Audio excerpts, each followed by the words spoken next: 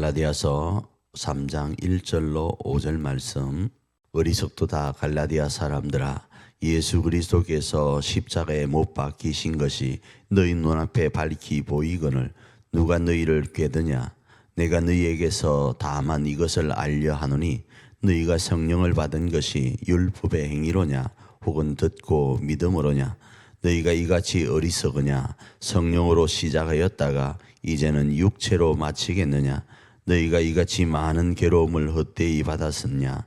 과연 헛되냐?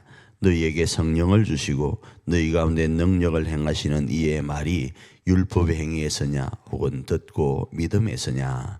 오늘 본문 말씀은 바울이 갈라디아 교인들에게 복음의 본질에 대한 이야기와 함께 그 복음의 본질로 시작되었던 그 사역들이 지금 너희 가운데 어떻게 진행되느냐를 질문하는 겁니다.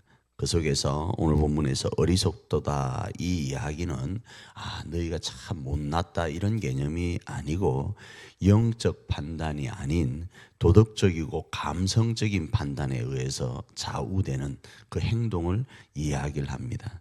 그러니까 영적인 부분에서 죄를 분별할 수 있는 능력을 가지고 있으면서도 그 영적인 것으로 세상을 판단하지 않고 마음과 그리고 환경과 그리고 주변의 어떤 여건에 따라서 판단해 가는 거예요. 그래서 그 부분을 오늘 본문은 어리석도다 그렇게 이야기를 하고, 두 번째로는 너희 눈앞에 밝히 보이거늘이라고 할 때 이 밝히 보인다라는 말은 공개적으로 공적으로 발표가 되었다. 그래서 그게 너무 생생하다라는 거예요.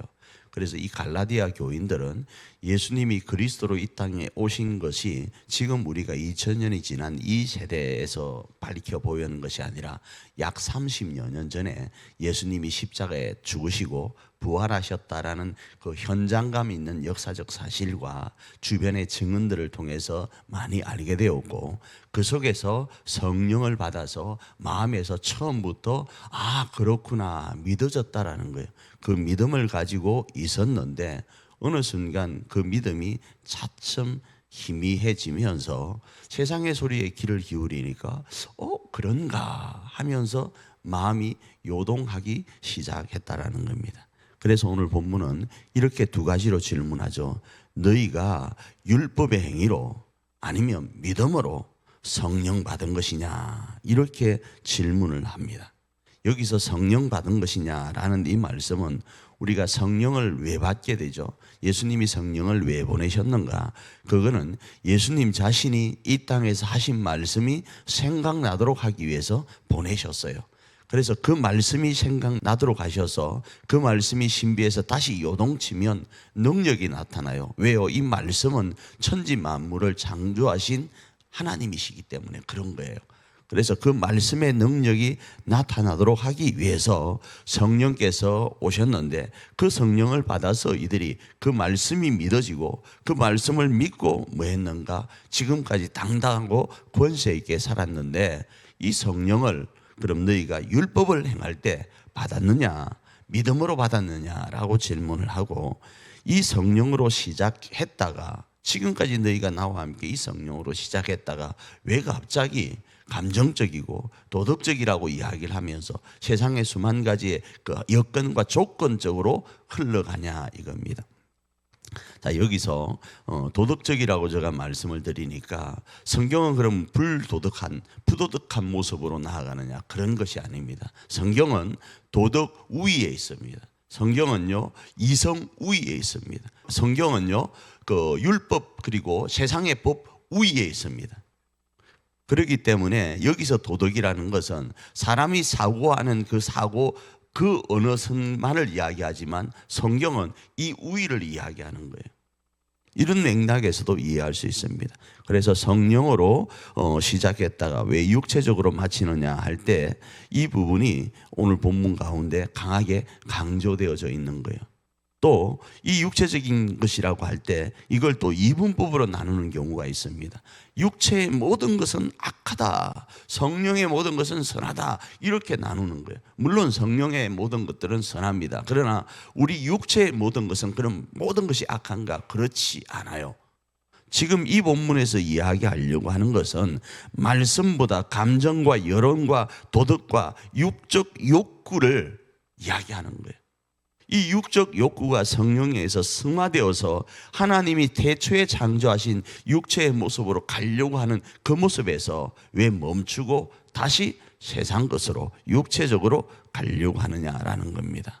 하나님이 처음 만드신 이 육체의 모습은 이타적이어서 그로 인하여 생명이 살아나고 풍성케 되어지는데 그걸 왜 쾌락을 쫓아만 가냐 이겁니다.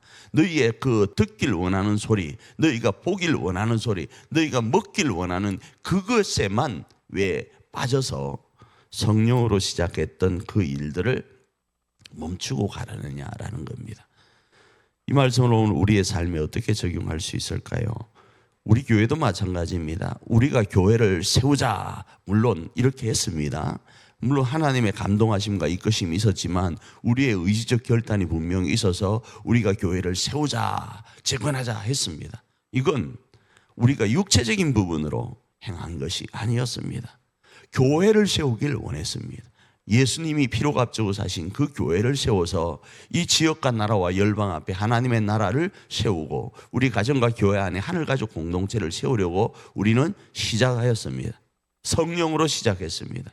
그러면 이 성령으로 끝까지 가야 된다라는 거예요.